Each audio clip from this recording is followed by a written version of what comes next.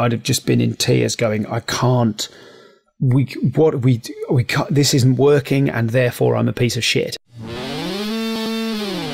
You dogs, rain, drunk people, homeless people, physical fights. Once you've done all of that, there is not that much that can go that wrong in a ballroom with 150 people in dinner jackets, you know. A TV warm-up at which I bombed when it was a panel game and the people on the panel were literally like 6 of my comedy heroes.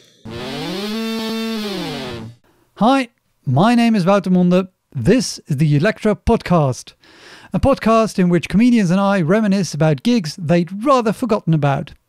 It is named Elektra after a youth centre in the south of Holland that ran comedy gigs in the zeros and which was known amongst Dutch comedians as the hell of comedy. My guest is Stuart Goldsmith. He is a very funny stand-up comedian from the UK. He does warm-up for some very big TV shows and he is the host of the Comedian's Comedian podcast. You can watch his stand-up on YouTube and do check out his podcast. Pick any of the over 300 episodes he's done so far, some of them with some really big international comedy superstars. And if you're wondering, did it make you nervous to do a podcast in English, your second language, with someone who's done so many interviews himself and who is an excellent podcast host? Yes, it did. Thanks for asking. Quick thanks also to Paul, Frank and Guy for donating and supporting the show. I really loved Guy's comment who said, "Thanks for the podcast. It's always funny and interesting, even if I don't know the guests." Well, one of my goals is to introduce you to comedians you might not know yet, so I'm really happy you appreciate it. If you want to support the show and you speak Dutch, hoi, leuk dat je luistert, go to elektrapodcast.nl. If you don't speak Dutch, you can go to paypal.com/elektrapodcast or even go to patreon.com/elektrapodcast. Enjoy the show. This is the Elektra podcast with Stuart Goldsmith.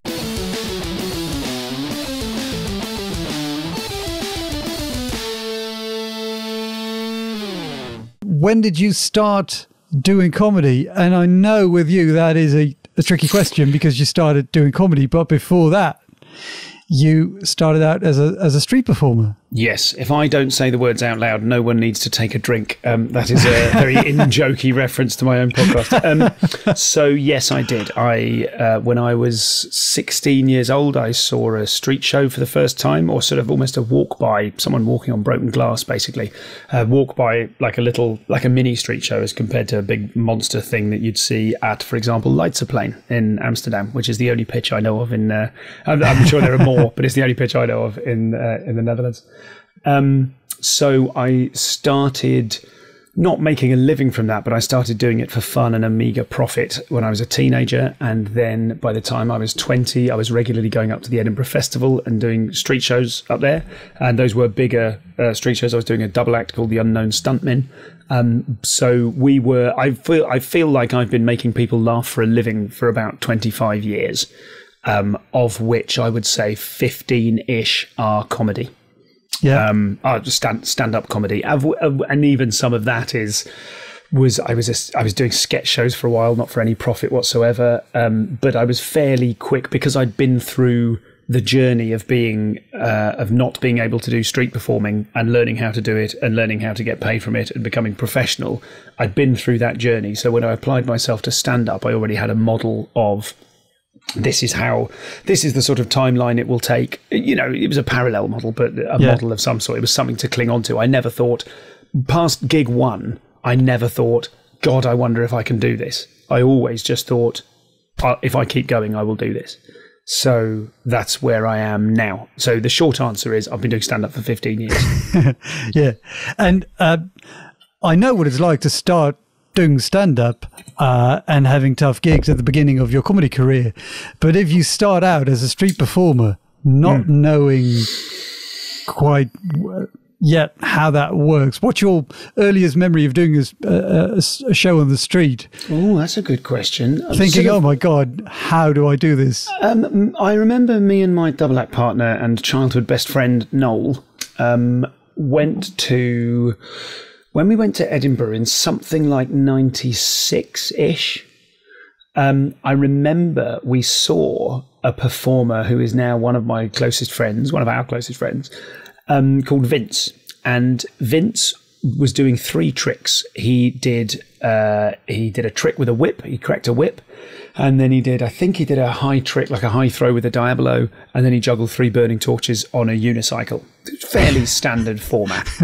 And I remember, because we were so green, I remember me and Noel not laughing at him. I mean, we were laughing with him. He's a fantastic performer, very, very funny. He was so charismatic.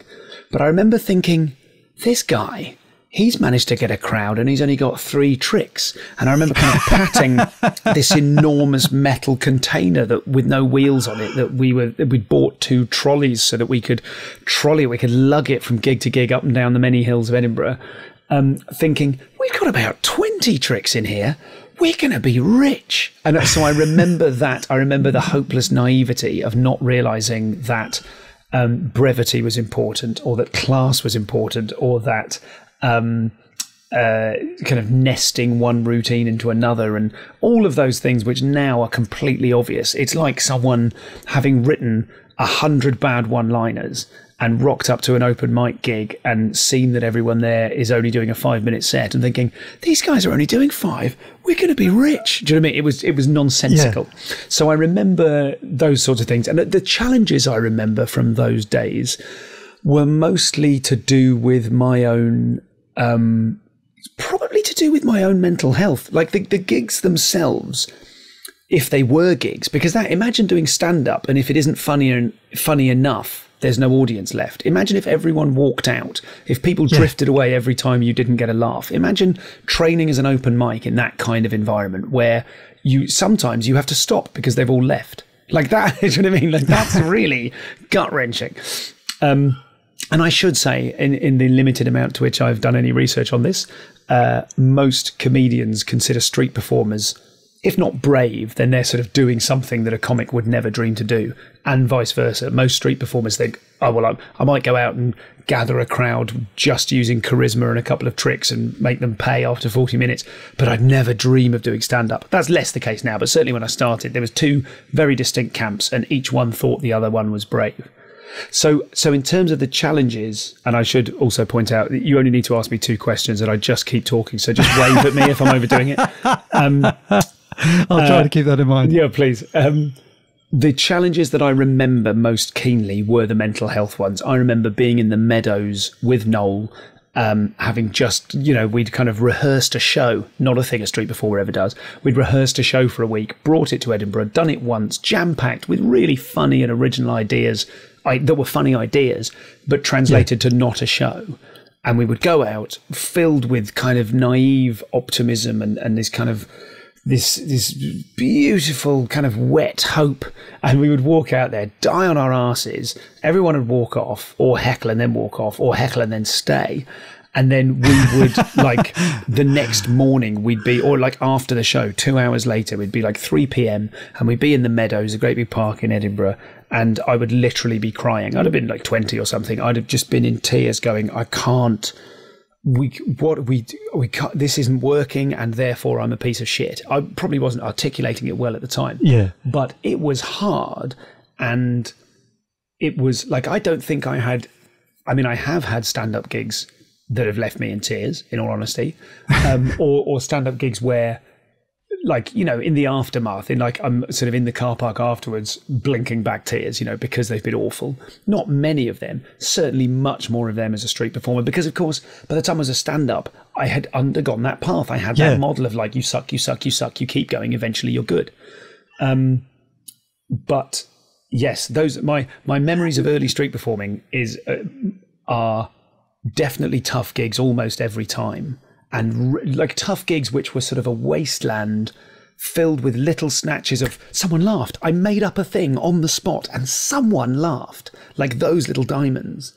But all permeated with a lot of, I was 20 something and I didn't know who I was and I was desperate to find my thing. And then as I gradually found street performing, I went, oh God, this is my thing. I have a community, I have a purpose, and I became completely, hopelessly in love with it and obsessed with it. and used to try and convert all of my friends to being street performers. Oh, you're an actor. You should try doing street. Come and be one of us. It's amazing. You know, this weird, zealous approach. And how long would you, in that period when, you know, during those shows at the Meadows, how long would you try to get a show going on? Oh, no. Because in stand-up, you get either 8 minutes or 10 minutes and then you're off. But it's very hard to get a crowd in, I imagine. Oh, yes. At the festival, because it's very crowded. Yes. What's the shortest show you've ever done? Oh, I've walked out and gone, I don't fancy this. Definitely. I've done 0. I was bottled on once. Years later, once I was good, I was at, you know, the expression to be bottled off. They throw bottles at you until you leave. I was bottled on. I walked on stage to do a show and someone threw a glass bottle that shattered at my feet because they were rejecting the concept of me entertaining them. You know, so that was sort of, we'll call that a 2-second long show. I probably said something funny about it at the time and fucked off. That was a stand-up show. No, that was a street show. That was a street show. Oh, yeah. So sorry, was that what you were asking? The minimum duration of a street show? Yeah. Because there is this feeling when it's not like, in order for the show to exist, you need to build a crowd. You don't walk out and there's a crowd. Once you're good, you get invited to do street festivals where there's an audience waiting for you and you've got to ditch your first 15 minutes of material because it's all designed to build a crowd and they're there. I mean, that is just glorious when that happens. But that is hard won. That takes a long time. Most environments as a street performer, you walk out, people are either you're somewhere like Edinburgh where there's a million things happening and some drummers and bagpipers and cymbals and students pretending to be naked and what have you. And so you're vying for attention, or it's a wet Wednesday in Covent Garden at 10 a.m. and there's literally no one there. And you have to drag people out. So before you can practice being a street performer, you have to learn how to get a crowd. And the two things are sort of linked. They're kind of meshed together. I should say at this point as well, I love talking about it because I no longer have to do it. I love talking about how awful and cold and painful and miserable and hellish it was because I don't currently, touch wood, have to do it anymore. And I say this with a huge amount of love because I loved it. I loved it and still love it and happily now can just look back on it with this rosy glow. It was... In terms of so you need to get a crowd. You need to physically make it happen, almost in the same way as to become a stand-up from zero in a place with no gigs. You need to start your own gig. So that is like it's an inherent part of the job, but it's also a totally different part of the job. Maybe the best performer in the world. Maybe the bones of the next Patton Oswalt. Someone who had the DNA to be the next Patton Oswalt. Never didn't have the DNA to hand out flyers and make a gig happen, so we'll never know. You know, it's mad. It's like you have to be in the game. You have to create the game. You have to create the room and the crowd and the vibe before you even do a show. So I forget the question, but it was hell. Well, that's the thing about this podcast as well, that you've done all these shows, they were horrible, and now you can look back at them, tell about them and think, oh yeah, well, in hindsight, that was funny. It was hell when doing it. Was there ever a show, a street show or stand-up show that you did, maybe in the beginning, where you thought, no, I thought there was it, it's not for me, I just have to quit and find a proper job? There were many individual shows where I thought, I'm canning this one. I'm bailing on this one. Me and Noel used to have a code where we could say to each other, do you want to do the teaspoon trick? And that would mean, like, we could say that publicly in front of an audience, however poor or, large but angry it was. I could say to him, do you want to do the teaspoon trick? And he'd look at me and I could absolutely picture him now. He was silent in the show, kind of Penn and Teller style. He'd just look at me and just kind of go, give us a thumb, just nod or give us a thumbs up, and I'd be like, great, ladies and gentlemen, thanks so much. We're not going to complete the show today. The conditions aren't ideal. We'll try again. Wow, that's like having a cheat code. Yeah, totally. That's obviously, fantastic. If you're a solo performer, you can just go, do you know what? Fuck this. And I've seen people do a do you know what? Fuck this ending to a show with class and in an utterly classless way. I've seen someone who was inside a straitjacket can a show and say, do you know what? This is awful. You people are terrible. This show isn't working. It's over. And then walk off to where the other performers are and turn around and go, get me out. So in terms of kind of getting out of things, yes. Were there moments? I don't feel like I remember moments of thinking, maybe this simply isn't possible. I certainly have had moments of thinking, maybe this is enough now. But I never thought this isn't possible. I've certainly had moments of thinking, as a stand-up, to stick to stand-up, I've had, even in the early days, I was like, I know what this is. You just repetitive practice. You just go out and do it and do it and do it, do it. My old juggling teacher used to say, practice doesn't make perfect. Perfect practice makes perfect.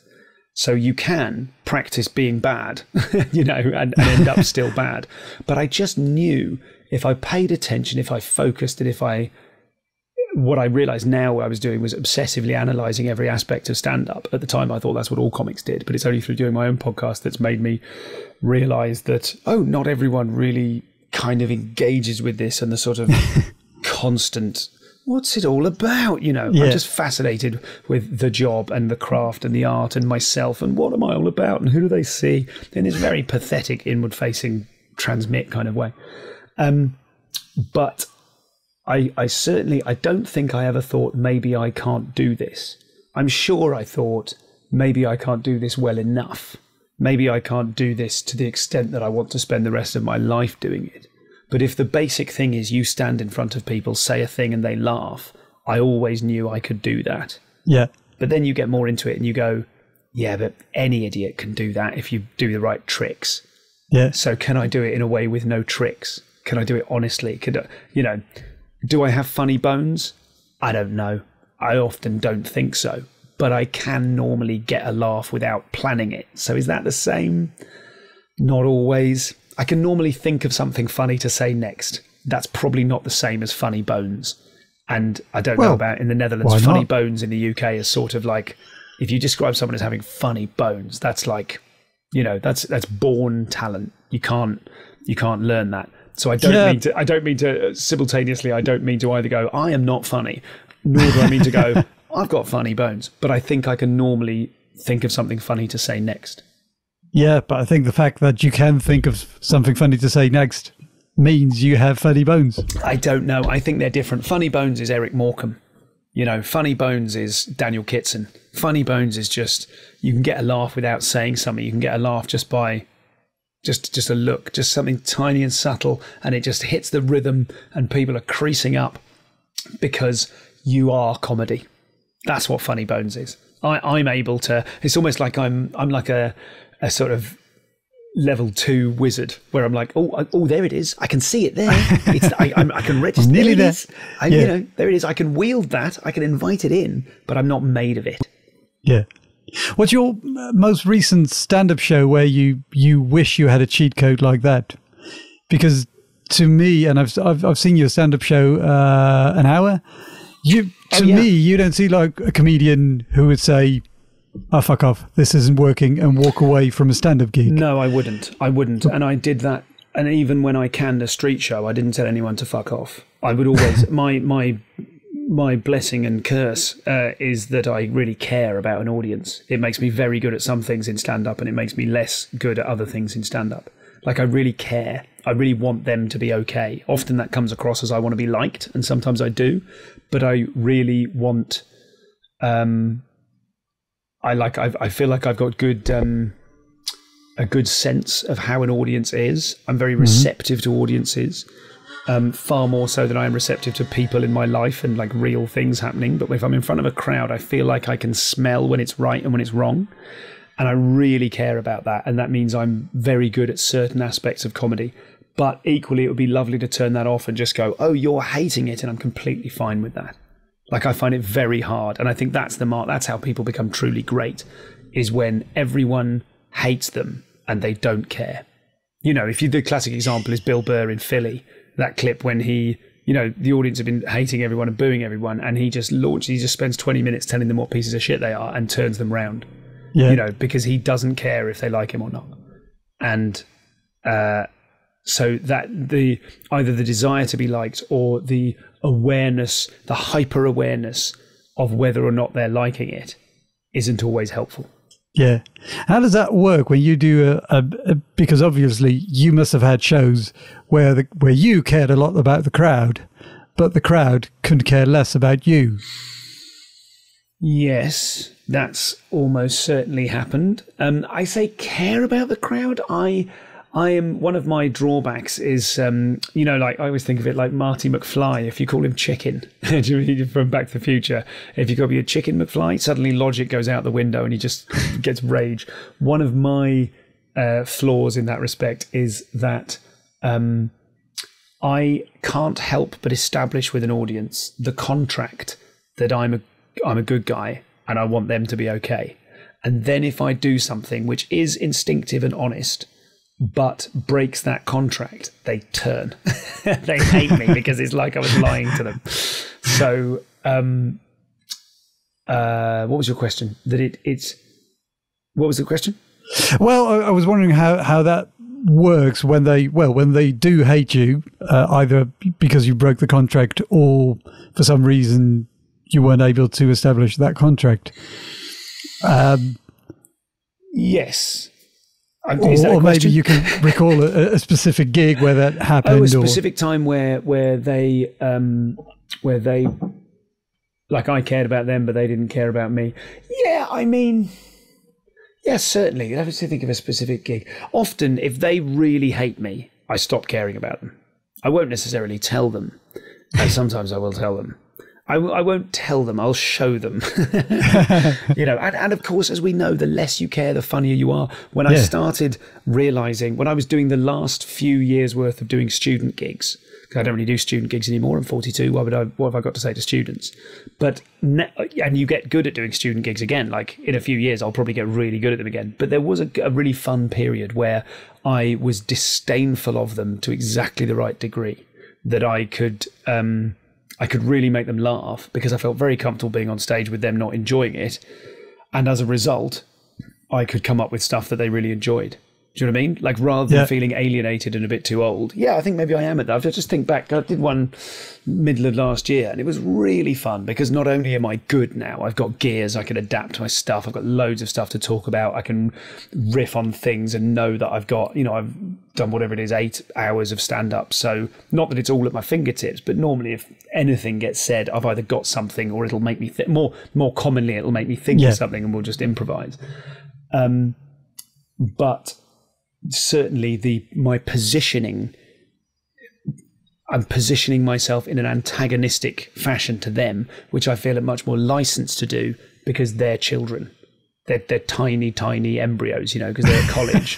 So that gives me a kind of, I can be as disdainful to them as I feel. And a lot of it for me is a sort of process of unlocking the genuine disdain that I feel for audiences. I'm doing this online show at the moment. I'm doing a show, an online chat show called The Infinite Sofa, which I'm doing on Monday and Thursday nights, UK time, 9 p.m. And it is, because it's streaming, it's on Twitch. And because it's streaming and it's often 2 hours long, I'm talking constantly. And you can't hide who you really are. And of course, because I'm live vision mixing the show, spotlighting people in it's a Zoom room pushed into Twitch. I'm in charge. I can mute people. I can cut away from them. I can cut back to myself. I can cut with someone and edit away from them just as they're about to say something funny and steal it from them. And, basically it enables me to be a little prick. And I'm enjoying it enormously because it's a very honest thing for me, is to go, like, here's me on stage going, hey, I hope you guys like me. And the reality is, like, you better fucking like me, and so it lets me do what I call warm disdain. Like those are some of my most fun moments on stage in the last few years, is really feeling less and less like I owe them anything. And that is boosting and boosting and boosting my comic ability. Yeah. What gig would you like to go? Because I've done Zoom shows, comedy shows over Zoom, and I love the fact that you can just mute people in the crowd. Yeah. What gig would you like to go back to and have the ability to mute some members in the crowd? Oh, that's a funny question, but my mind doesn't really work like that. I mean, I'm a really only forward person. I don't think I do much looking back. I don't really lie awake at night ruminating on certain things. If I think of, like, there was some gig I did I can't even remember where it was. It was in the northeast of England on the coast. And there was just a particular heckler who listen, this is the thing I talk about in the resilience stuff that I do for business. A heckle is a piece of genuine, useful feedback wrapped up in some emotional shit that you can take or leave. So a guy was heckling me. He stood up and he shouted, "What are you talking about? You're talking and talking, but what are you talking about?" And it was fun. It wasn't a big problem at the time. I realized it doesn't quite answer your question. It was an attack. Yeah. It was an attack, but I managed to do some really fun stuff with it, and I got lots of laughs at his expense, and I shut him down in a way that probably, because he was quite big and drunk, I didn't take too much care with him. Normally, the best thing, of course, for me is if I can shut someone down and kill them with kindness, whereas this was, I just kind of made fun of him in the right way. But he was right. You're talking and talking, but what are you talking about? What he was saying was, this is too dense for me to follow. You're leaving me behind. You come here to entertain me, and I can't keep up with this. So either slow down or make it more palatable somehow or more accessible to a drunk person, or don't, but please register that is what I require. Yeah. So, I can't be bothered working for drunk people. I don't have a drink when I go to the cinema. I pay attention. I don't, if I go and, I would never have more than one drink at or before a comedy show. If I was 2 pints in and my favourite comic was on, I wouldn't go because I'd be a bad audience member. I wouldn't enjoy it. I wouldn't connect with it. Yeah. That's why that insane way they do American stuff is like a 2-drink minimum. It's just mad. So I what was my point?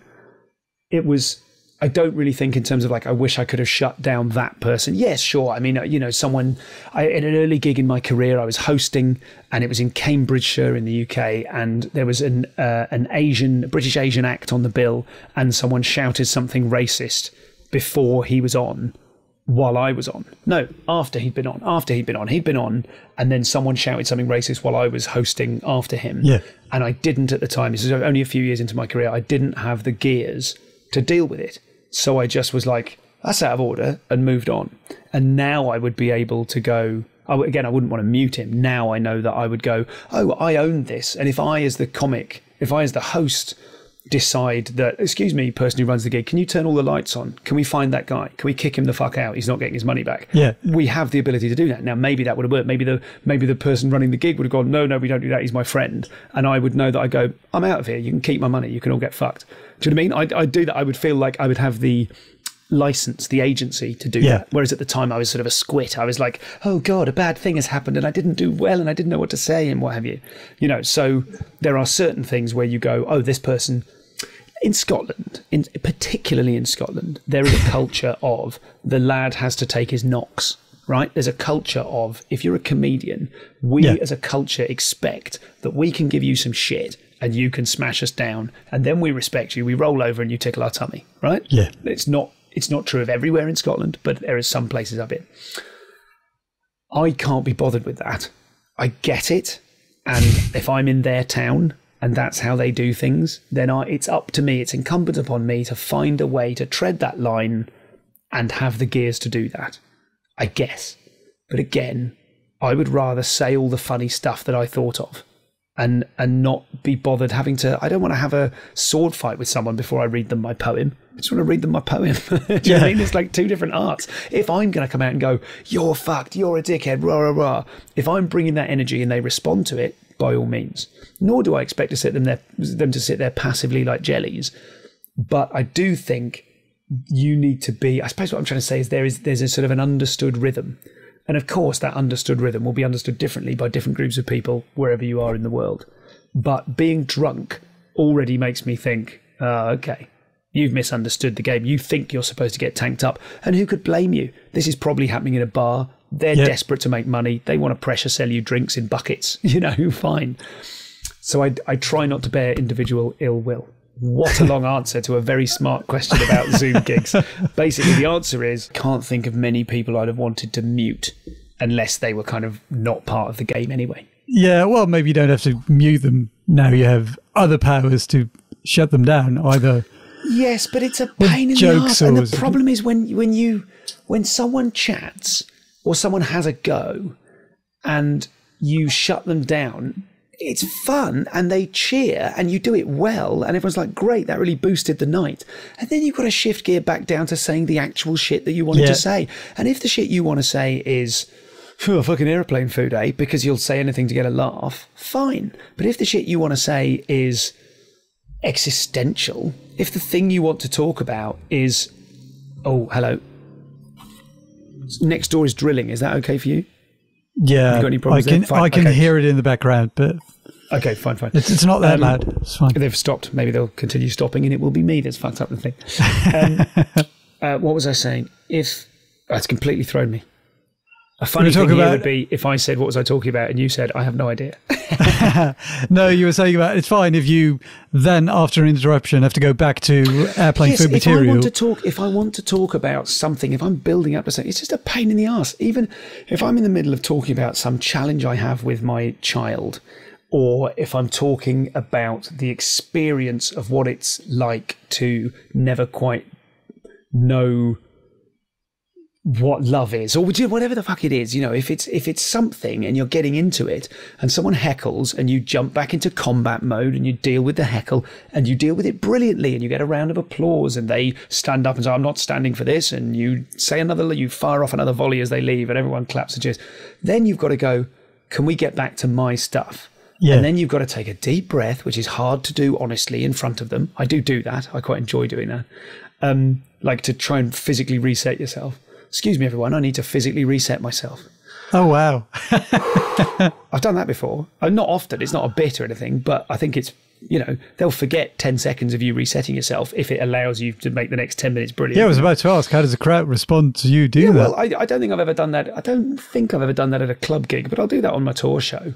I frequently give myself live notes on stage. I'll say, here's a thing, I'll do a bit and no one will laugh and I'll go, that isn't funny and I don't know why. Here's the bones of the idea.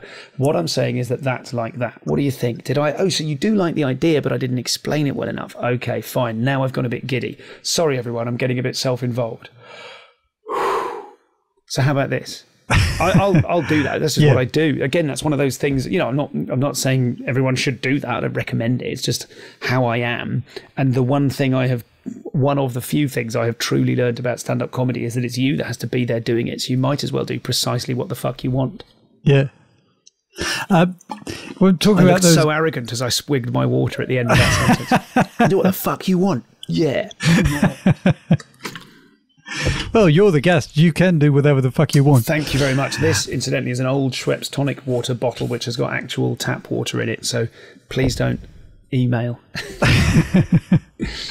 But we were talking about gigs with either people being drunk or, the room things they need to shout at stuff. Have you ever done the Spank show at Edinburgh Fringe?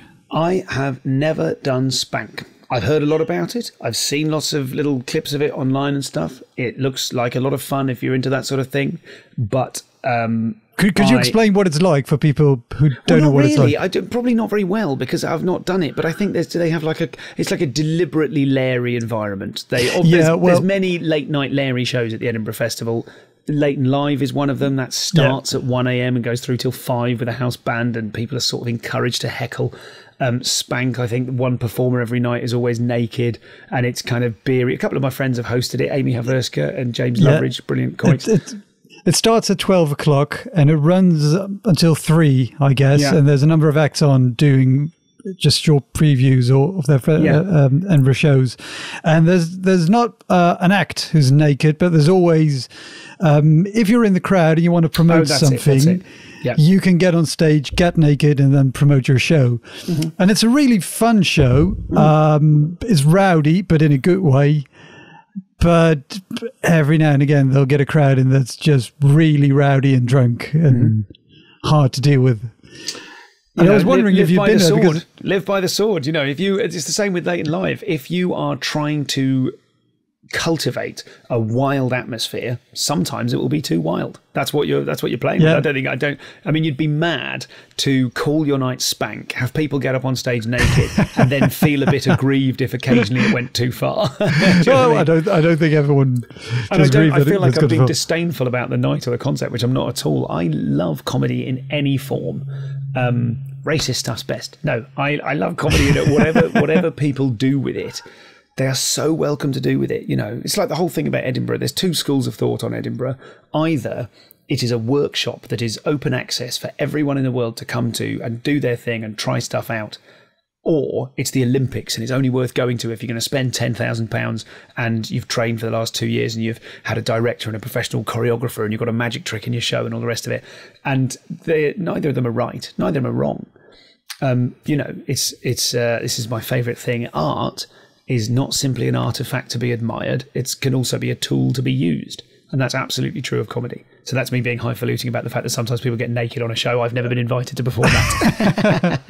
But would you go if you were invited? Yeah, sure. I mean, it's hard now because it goes on until late. And often at Edinburgh, I'm doing 2 podcasts a day. I'm doing my own show. I might be helping friends with theirs. And I'm running around seeing loads of shows in order to assess who I'm going to podcast next.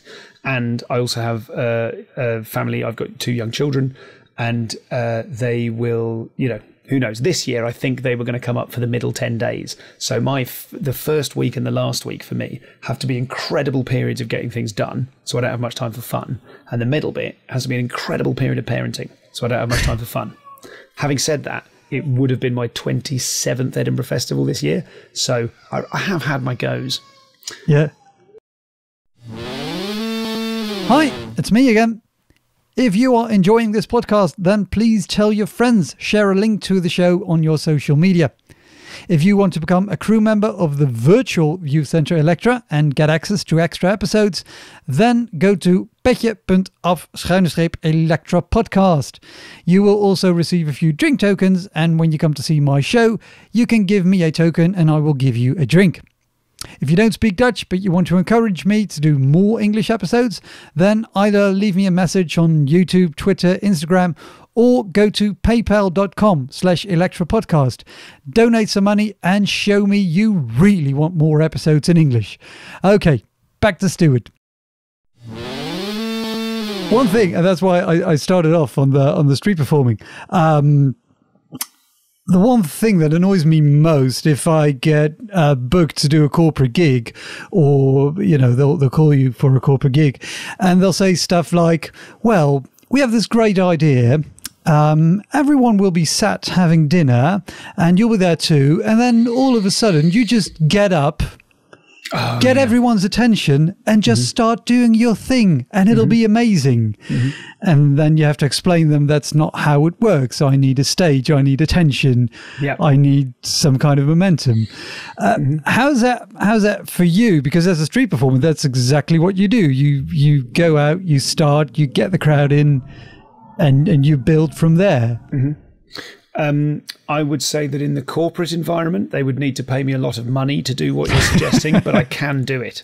I am like, it's not for me, the most annoying thing about that would be to sit and eat with everyone. I don't want to sit and eat with everyone. You know, like, that's my time. I want to pace up and down. I want to do last minute bits of writing. If I write for a corporate gig, almost all of the writing happens the hour before I go on stage. Because that's the pressure time when you're there. You've seen them. You've got a sense of the culture. You've got a sense of who's important. You can grab someone. Big tip for corporate gigs: grab someone there and go, "I'm going to do a show here. What's the office gossip? What's going on?" Do you know what I mean? Just do that beforehand. That's the time you need to do all of that. I don't want to do that when I'm sitting having dinner, and I don't want to eat before I go on. Having said that, I am very adaptable. Like, that's, you know, there are a lot of straight white guys in comedy, and I still get booked for corporate gigs because I'm phenomenally adaptable. And that, I'm sure, comes from being a street performer. Like, you know, I've had gigs where a dog has run onto the street. Dogs, rain, drunk people, homeless people, physical fights. Once you've done all of that, there is not that much that can go that wrong in a ballroom with 150 people in dinner jackets, you know, evening wear. So I am very, very adaptable. Yes. And that comes from the street. And it's always a bugbear of mine whenever anyone, we know the kind of comics who kind of pride themselves on, like, I'll do anything, I'll gig anywhere. And then you go, oh, really? Like, comedy for kids. I don't know if you've ever done comedy for kids. Give an audience of 6 to 10 year olds. Will you do that? Oh, no, I don't want to do that. Well, why not? I thought you were this cool guy. You know? I would love to try, but it sounds Oh, it's great. It's just a different tone. It's the same gig. They're just human beings. You just gotta shift the perspective of how you're doing it slightly. It's great fun. I highly recommend it. Next time you're at Edinburgh, try and get hooked up with doing a 5-spot for the Comedy Club for Kids. It's really fun. And I always come off absolutely buzzing from those shows because it's a really wholesome sort of a feeling. I get more enjoyment out of that than in doing crowd control to a room of 200 pissheads. You know, I just... Yeah, you just said if you had physical fights and dogs and rain on the street, there's hardly anything bad that can happen to you in a ballroom with 150 people in dinner jackets. But what is the worst thing that ever happened in a ballroom with 150 people in dinner jackets? When it comes to corporate work, as we know, we all need to be careful not to diminish our market value by suggesting anything bad has ever happened, and certainly not by calling into question any maybe a of the hypothetical best corporate gig. Well, here are some hypothetical challenges with a corporate gig. As you know, people are often seated around tables. So when you start, 50% of your audience's chairs are facing away from you. That's nuts. Often there's a ballroom which puts a 10-meter chasm between you and the audience. There's those kind of architectural factors. In terms of horrible corporate gigs, it's very rarely anything that's happened at the gig that's been a problem. You might not like them. I've done one gig where years ago now, it was a corporate gig, and the person said they were clearly a load of coked up salespeople, and all that you could say about them, the only stuff that you could relate to in the room was, clearly you lot are slick as fuck salespeople, and I assume you're all on cocaine. And probably if you said that in the right way, you'd get a cheer or a guilty silence that you could make, a guilty silence you could make fun of. But on this particular occasion, many years ago, the person who I was dealing with at the gig said, "Oh, just so you know, you mustn't mention drugs at all because there's a lot of drugs in this company and there's a big inquiry into it and they're all been told off." So I'm like, "Oh, right. So the one thing I know about them, the one assumption I can make about them, I'm not allowed to say that." That's hardly a heckle, is it? I mean, it's more to do with corporate stuff. The problems I have are always feeling that what I do is inappropriate. I have a bunch of gear I can do at corporate gigs. But like I said, these days I want to do existential stuff. They don't care about that.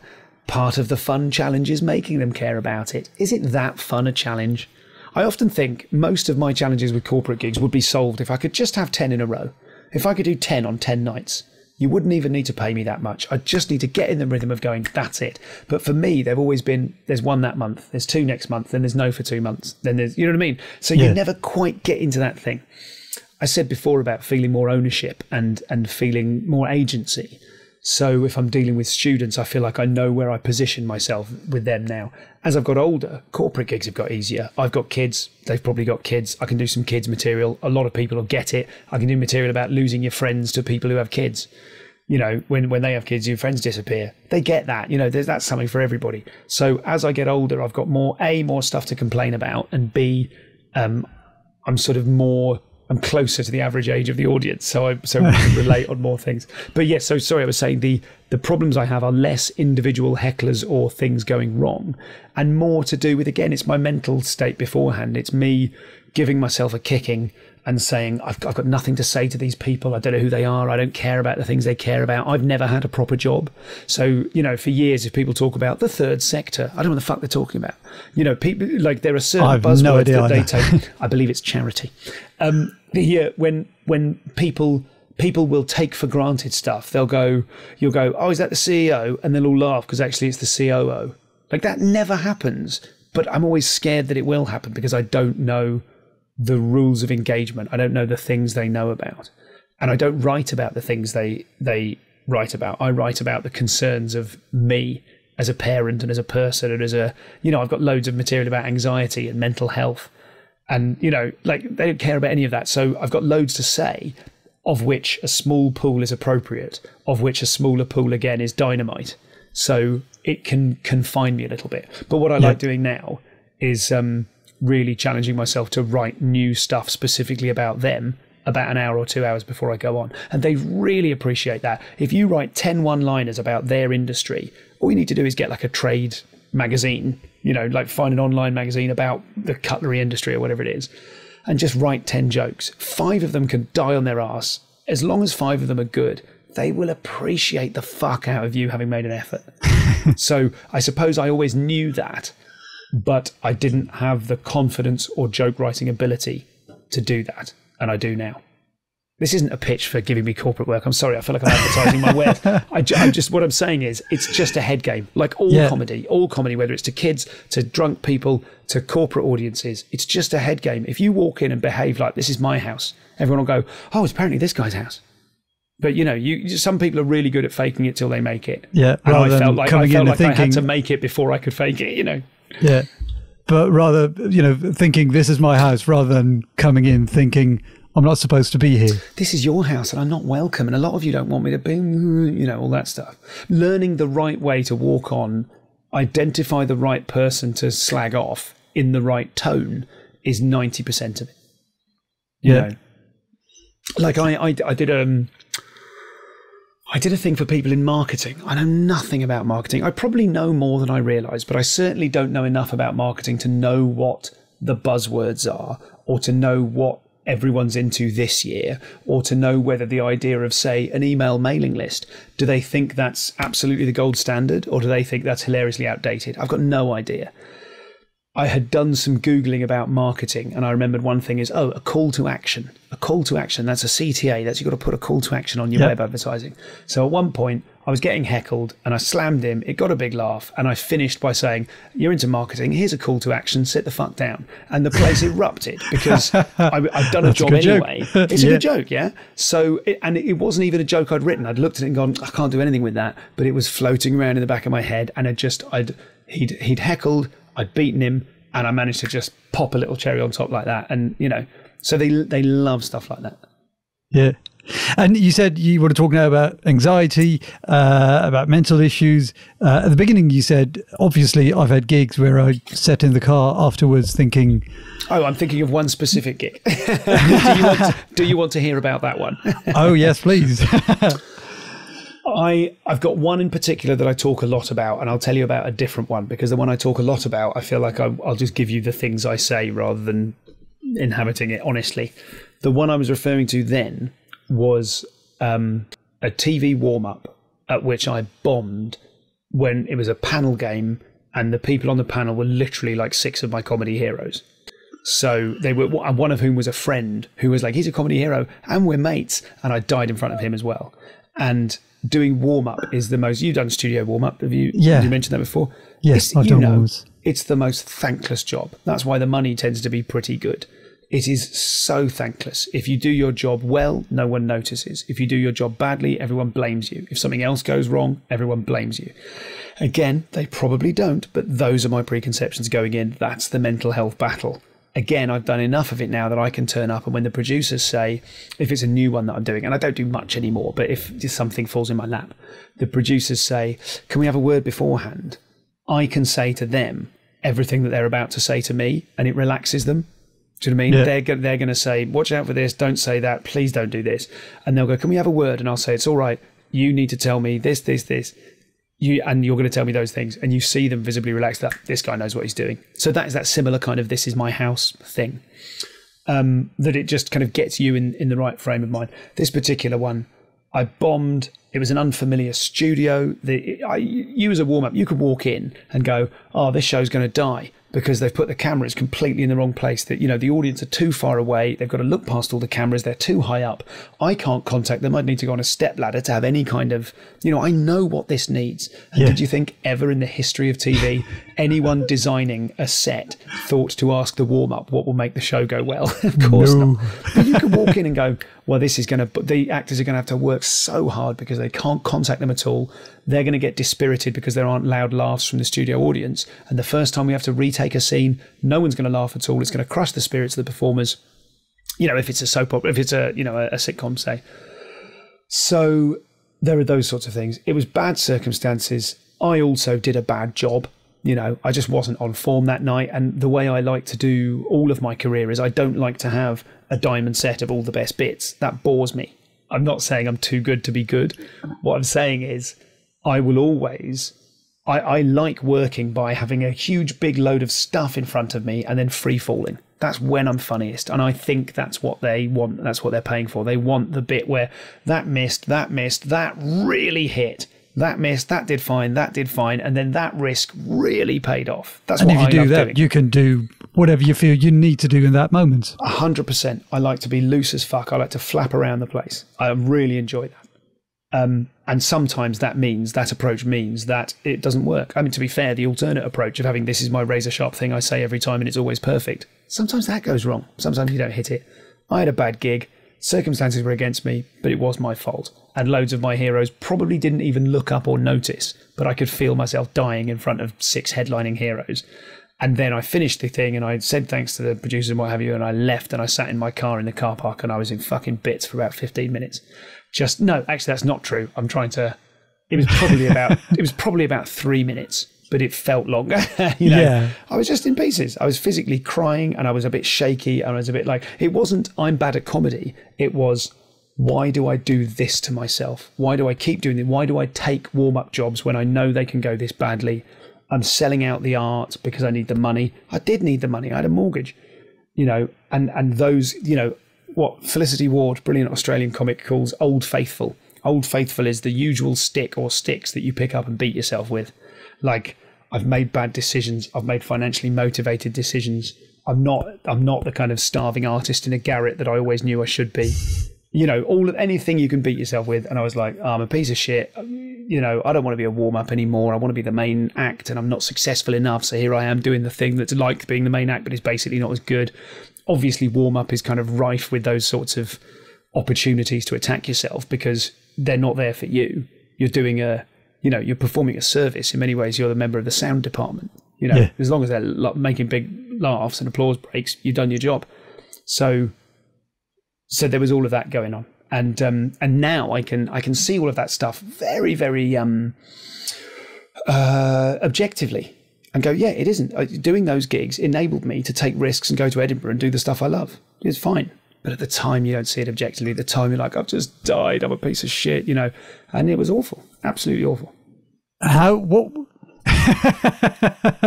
It's so relatable because I've been there, not especially with comedy heroes on a panel, but trying to warm up a crowd that wasn't there to be warmed up at all.